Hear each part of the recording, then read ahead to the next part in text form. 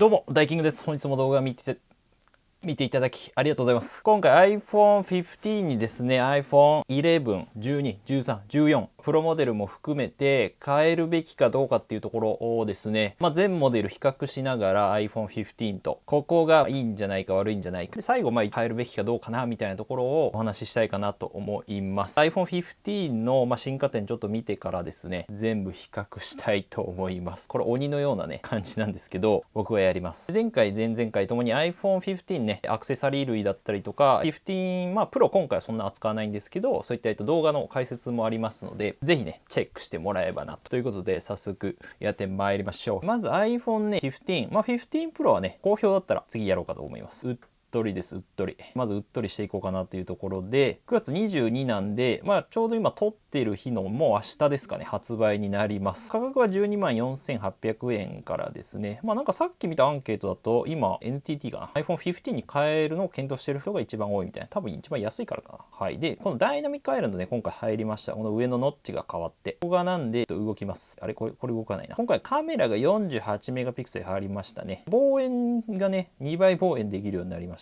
綺麗になって遠くのものを映しやすくなったっていうのと、カラーインフューズドグラスって言って、ガラス自体に、カラーがこうね、入っております。で、USB-C ですね。ざっくり言うとそんな感じかな。なんで AirPods とかですね、Apple Watch、パッドとかもそうなんですけども、充電をね、できるようになりました。この辺なんか組み合わせによってね、結構変わるみたいで、これはレビューしたいかなと思ってます。外部出力もできるみたいです。15ね、今回デザインがですね、丸くなりましたね。はい。で、USB-C が入ったりとかして、このカラーがね、結構可愛い感じではあります。色を、あとグリーン、薄い感じかな。ブルー、ブラックって感じで、6.7 インチも今回出てますね。画面が基本大きいだけです。このダイナミックアイランドが今回結構大きめのアップデートの1個かなと思います。音楽再生中動いたりとかですね、くれるものかな。UberEats とかね、いろんな結構用途で使えます。あとこのディスプレイがね、結構明るくなったのが今回見やすいっていうか、14 Pro と同じかな。14と比べると最大2倍になったので、iOS17 も来ましたんで、こういったスタンバイ機能とかも使えます。で、ボディ今回このインフィーズド、ガラスか。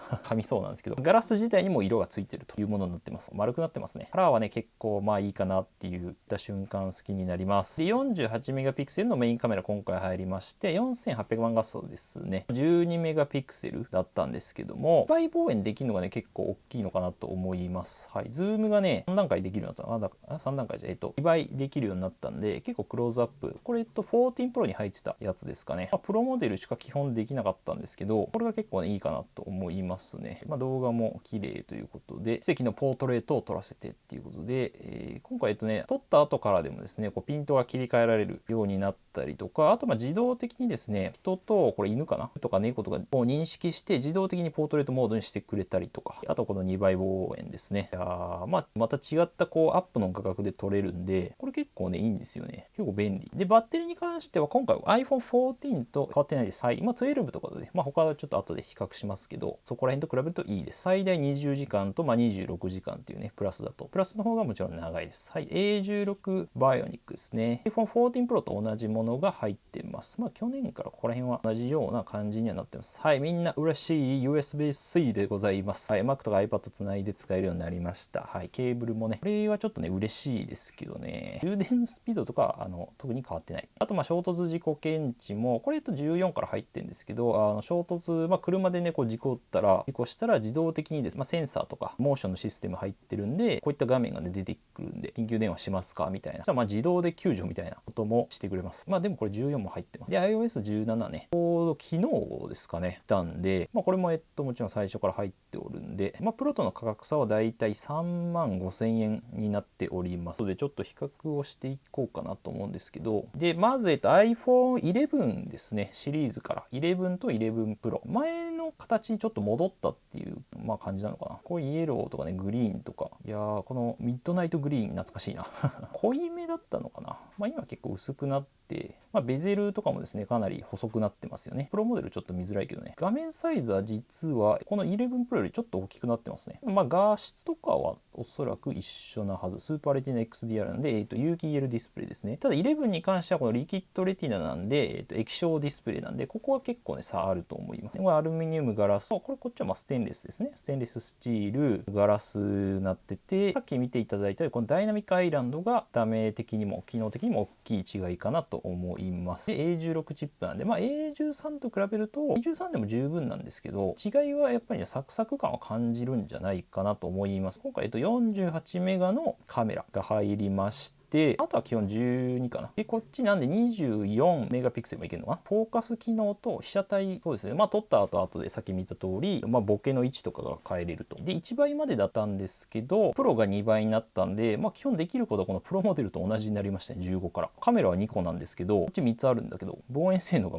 いいのかな。衝突事故検知は15だけですかね。で、バッテリーは15が一応いいのかな、一番ね。20時間。これちょっと後で詳しく見れるんで、はい。USB-C でございます。USB-C2 なんで、USB2 か。転送速度は変わんないです。データの。ただやっぱ端子が違うのは嬉しい。で、15はね、5G 対応してます。ちょっとあんま 5G まだあれなんですけど、5G 対応して、防水性能、微妙に違いますね。水深6メートルまでになってるんです。アルミニウム。セラミックシールドが一応前面のガラスには入ってるんですけど、どうかな。割れることは割れると思います。でもね。で、これ結構大きいかも。マグセーフ入ってるんで、ここで磁石が内蔵されてるんで、いろんな、ケースとかアクセサリー類ね、付けれます。これ11はね、入ってないですよ、まだ。12からなんで。容量も128からかな。さっき言ったように画面の、11 Pro ちょっとちっちゃいんですけど、解像度はやっぱりね、11 Pro と15はそんなに大きく変わってないかな。こっちはやっぱり11は LCD 液晶なんで、コントラスト比とかもね、全然違うんで、結構変わると思います。でもね、最大輝度がね、結構変わってるんで、今回。見やすいと思います。すごい見やすく感じるんじゃないかな。で、重さに関しては、11がね、意外と一番重い。194とね、11はちょっとごつめなんですよね。厚さとかも、15が全部、幅が若干増えてるのか。ほぼ同じ感じですかね。高さがちょっと増えてる。重量はやっぱ一番軽いですね。で、11 Pro。はい。15が一番軽い。防水性能は15が一番いいかな。でもそんな変わんないですね。水深がある4メートルか6メートルかみたいな。チップはいいとして、カメラがですね、まず48メガピクセルですかね。絞り値もちょっと良くなってる。精神的なデュアルカメラ。こっちトリプルだけど、撮れるね、こうズームのオプションとしては、一緒っていうね。あとセンサーシフト、手ブレ補正になってます。なんでセンサー自体が、動くっていうタイプなんで、手ブレ補正はもちろんね、カメラとかは全部15がいいのかなと思いますけど、モード、フォトグラフスタイルはいいかな。大きな違い、あとビデオ撮影だと、シネマティックモード使えるのがね、とアクションモードが、後ろをちょっとこう、なんか一眼レフみたいにぼかすみたいなことができます。これ13から入ってますね。アクションモードは14からかな。なんか GoPro みたいな感じです。ブレないように。あんま使わないですけどね。はい。あとナイトモードのタイムラプスがあるな。一応センサーシフトも入ってるけど、基本的にはそんなに変わんないかな。でもね、フロントカメラはね、もう多分あんま変わんないです。ナイトモードとかがね、使えるのかな。インカメラ。なんでこっちもシネマティックモードが使えますね、15は。ワイヤレス通信形式とかはね、そんな正直ね、変わってないですね。Bluetooth 5.3 とか、この、広域帯チップっていうのが入ったんで、よりこう正確な位置、タグとか、アプローチとかで、iPhone 探すとかの時に、かなり正確には見えるのかなと。これはちょっと古いモデルのなんか通信規格みたいなんで、あんまり気にしなくていいかなと思います。GPS とかも、いいかな。15の方が正確なんじゃないかなと。オーディオとかね、意外とね、そんな変わってなくて、問題このバッテリーなんですけども、さっき見た2時間ぐらいのこれビデオ再生で見たらなんですが、ストリーミングだとね結構差がありまして、5時間6時間ぐらいまでストリーミングなんで、インターネットつないで使う時ですね、YouTube とかそういった、Netflix とかですけどってなると、やっぱり iPhone 15が一番軽いけど一番バッテリー時間長いんで、バッテリーはやっぱ良くなってるかなって思います。っていうのが11、12いきましょうか。12が12 Pro 15ということで、12でね結構デザインは今のなんか四角い形になりましたね。カラーも結構いろいろ出て、パシフィックブルーとかで、このステンレス素材になりましたね。12、15はこんな感じで、画面はね全部ね基本同じです。 6.1 インチで有機 EL ディスプレイで、インフューズドグラス、テクスチャードもステンレスになってますね。でダイナミックアイランド、ここもですね、12 Pro もねカメラ3つついてるんですけど、この光学ズームのオプション、望遠性能に関しては同じになりましたね。ポートレートも使える。はい。衝突事故検知もあります。でバッテリーも15がやっぱ一番いい。でライトニング、USB-C、USB-C になりましたと。12から全部セラミックシールドとか、ここで結構変わっていますね。ここら辺はね。防水性能とか同じになって、12でマグセーフ入りました。ここら辺も12使えます。容量、大きいディスプレイの違いだとやっぱダイナミックアイランドにはなるのかな。まあ画面の綺麗さとか一緒なんですけど、やっぱここも明るさがね一番、15が明るいんで、見やすいかなと思いますね。ここだけかな、ほんと多分違いを感じるところ。重さでサイズ感はね15が軽い。12結構軽いですね。 162g だったんだ。なかなか軽い。ミニが多分もっと14050g とか、プロは187ですね。ちょっとなんで軽くはなるね、プロから変えると。多分15プロがねそのぐらいじゃね、187なんで一緒になったんですね今回。薄さは若干厚いね。で幅とか高さとか基本12とそんなに変わんないかなと思いますね。防水性能とかチップ A14 あれば十分な気がするけど、ゲームとかやっぱりね、A16 強いのかな。カメラもやっぱメインが48メガになってますね。超広角とかは基本変わってないかな。はい、あとこのセンサーシフトとズームのオプションはやっぱり15もいけるんで、そうだね、昔のちょっとプロモデルと同じ感じにはなってるのかなと思います。そんなもんかでもね。でもナイトモードのポートレートは12プロ。プロモデル、プロローとかもそうですね。15は使えないんだ。解像度高い画像が使えるって感じ。写真がね撮れたりとか。15はやっぱシネマティックモード、アクションモード。これ12もまだ入ってないですね。そんなもんかな。でもね、一緒かな、動画とかは。センサーシフト入ってるんで、動画のブレは多分15が多少は抑えれると思うんですけど、そんな多分変わんないと思います。フロントカメラは一応15が一番いいんだけども、多分そんな変わんないかなと思いますね。ここまでシネマティックモードぐらい。60Hz 使えるのかな。ドルビービジョンだけ。でも全部 4K を撮れるかな。衝突事故検知。そんな別に変わってないです。やっぱこの Bluetooth とこの広域帯チップぐらいかな。全部 Face ID ですね。で、このやっぱバッテリーですかね。あんまり12もね、正直あんま良くない。で、11時間で、5時間差あるんで、ストリーミングで。結構違うと思います。オーディオでも80時間になってるんで、12時、12あたりはやっぱりバッテリーがね、まだ微妙なんで変えてもいいのかなと思うんですけど、はい。で、13いくか。13で結構ね、完成形に近づいた気がするんですけど、デザインもちょっとね、変わって、13プロが結構カメラでかくなったんだよね。シエラブルーが懐かしい。13プロ結構いいんだよね。ちょっと重いけど。13がね、残って95,800円から。ここがなんか一番いい気がしますけどね。で、この13プロがプロモーションテクノロジー入って 120Hz なんで、画面が倍書き換わってるんで、すごいなんか滑らかに見えますね、画面が。でも、普通に使ってたら感じない人は感じないみたい。僕は感じるんですけど、カクカクしてんな。基本的にはそんなに、やっぱり48面、4800万画素。ズームのオプションが、13プロは3倍いけます。0.5 倍、1倍、3倍いけるんですけど、こっちは1倍、2倍。ズームは遠くのものは13プロの方がいいのかなと。衝突自己検知になって、ここら辺になるとやっぱバッテリー時間ね、ほぼ同じ。多分13プロの方がいいと思いますね、おそらく。ちょっと後で見るけど。13でね、結構やっぱカメラとバッテリー持ちがね、かなり良くなった。はい。ライトニングはもちろんね、違うんですけど、防水とかマグセーフとか、ここら辺はね、ほぼ容量とかもかなり一緒になってきましたね。ダイナミックアイランドかな。大きい違い。ディスプレイで言うと、基本的には、ただ13プロの方がやっぱり、120Hz 入ってます。変わんないかな、この辺にあるとね。で、最大輝度も1002とになってるんで、13プロぐらいにはなったのかな、15も。13はちょっと低いかな、明るさは。重さがね、割と違うんで、13と15はほぼ同じですかね。厚さが若干15の方があるんですけども、基本的にサイズ感は変わんない。13プロは、やっぱちょっと重いんですよね、203g。画面サイズ一緒なのに。15プロも 180g ぐらいになったんで、ここら辺のね、重さの違いは、15と比べたらさすがにもう変わんないと思いますね。センサーシフトで、なんでこの光学のオプションかな、ズーム性能と、この解像度高さぐらいですかね。で、ここから多分、シネマティックモードも使えるようになったはず。で、ナイトモードのポートレートだけプロモデル。はい。で、そうだ。これ、マクロ撮影も入ってますね。あと、Apple Pro ロー。はい。すげえ近寄って撮れるやつ。動画も 4K、シネマティックはでも、そうですね、4K30fps。4K14 からかな。確か 4K が撮れるようになったのは。で、シネマティックモードは使えるんですけど、4K は撮れないって感じかな。シネマティックだと。ただ、プロモデルの方がプロレゾワとかマクロビデオ撮影ね、はできますね。これは俺やったことないけどな。プロレゾですかね。アップルのなんか綺麗に撮れる規格みたいなやつ。これただ容量めっちゃ食います。ただ 128GB モデルは 4K 撮れないって感じですかね。こんなもんじゃない？インカメラはね、一応絞り値ちょっと暗さに強くなってますけど、でもそれぐらいかなっていう感じで、プロモデルの方がやっぱプロレゾとかは撮れる。ただシネマティックはやっぱ 4K は3のモデルは撮れないようになってますね。衝突事故検出。一緒ですね。やっぱ Bluetooth とこのチップのところぐらいかな。変わるのは。Face ID とかもそこら辺はね、一緒なんで。で、このバッテリーがですね15と13 Pro だとやっぱ13 Pro の方がいいですよね。ストリーミングが13と15ほぼ一緒な感じかな。まあ1時間違うけど、これミニだとどうなんだろう。ミニだとやっぱちょっと差が出てくるけど、13と15だとそんな変わんねえのかなと思いますね。で13 Pro はやっぱりなんか一番いい気がする今のところ。14 Pro が微妙だったんで。最後ちょっと14いきますと、基本ねこの13と14は変わんないです。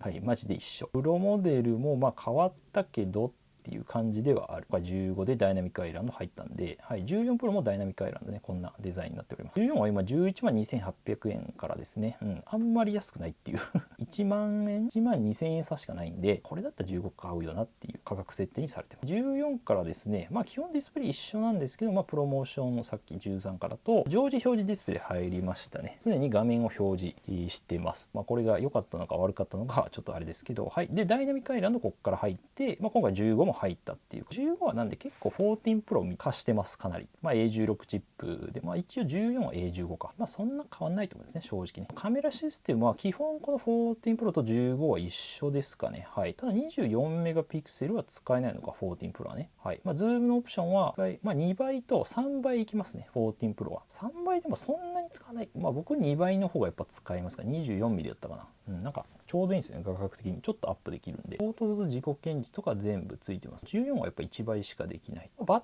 テリーはね、ちょっとここどうなのかなわかんない。微妙なところですけどね。表示上14 Pro が良くなってるけども、15がどうなのかっていうところ。ここでも常時表示ないからなんか良さそうな気がするんですけど、USB-C は15だけで、ここら辺は変わんないですね、やっぱりね。海かステンレスかみたいなところ。14 Pro 1テラのモデルがあるかな。スカイランド、このやっぱり大きいところは、このプロモーションテクノロジーと常時表示かなと思います。解像度とかはね、基本も変わんないですね、ここら辺になると。14 Pro と同じ1000ニットになってるんですけど、14はやっぱ800ニットのままですね、違いを感じそうな気がします。重さに関しては14と15はほぼ変わんないけど、やっぱプロはねちょっと重い、やっぱり 30g ぐらい違うんで、厚さとか幅高さ、サイズ感はねほぼ14と同じですね。丸くなってるんで、ただ持ちやすいんじゃないかなと思う。15 Pro が 180g ぐらいかな。基本的にサイズ感は変わんないけど、プロはやっぱ重いのはあります。カメラも別にね、ズームオプションが3倍あるかな。15が2倍ありますっていうところで、48メガ使えますっていうところが、望遠が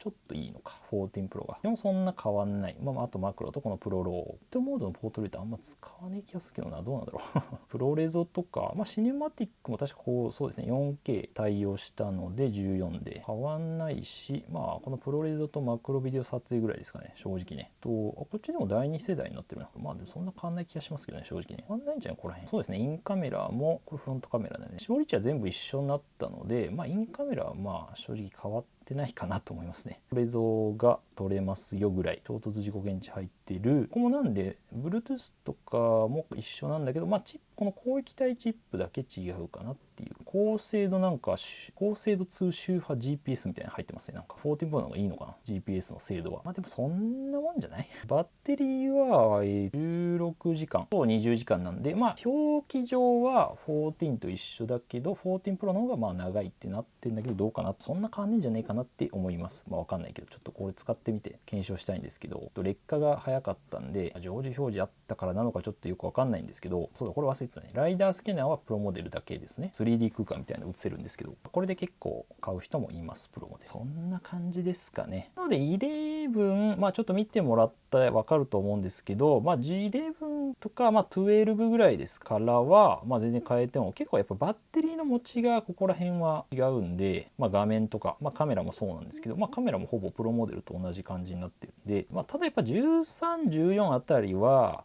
そんなにやっぱり変わんないのかなっていう感じはしますね。てか13が一番やっぱりコスパ的にはね一番いいんじゃないかな。カメラとバッテリー持ちよくて9万ぐらいになるので、14からは別に変えなくていいんじゃないですか。14 Pro のちょっとバッテリー持ち悪いんで変えるっていうのはちょっとありかもしれないんですけど、あと軽くなったんで、あとプロモデルとか感じです。15 Pro はプロでちょっとまた、これはこれでねかと思いますので、はい、ぜひチャンネル、この動画良かったなと思ったらぜひ高評価、チャンネル登録お願いいたします。か iPhone15 のねこのアクセサリー類最近やったのと、実際じゃあどのモデルを選んだのかっていうのを投票をちょっと万人以上の方にしてもらったので、今これ参考までにで安く買う方法とか、の徹底解説とかしてますので、15 Pro もチェックしてみてください。あとこの Amazon フロントの方でですね、さっきのフィルムとかケースとか全部まとめてます。これなかなか好評でしたので、ケースとか、充電器もね、他のモデル共通にはなるので、こういうのいいよっていうの USB-C になったんでね、持ち物とかありますんで、ぜひチェックしてみてください。という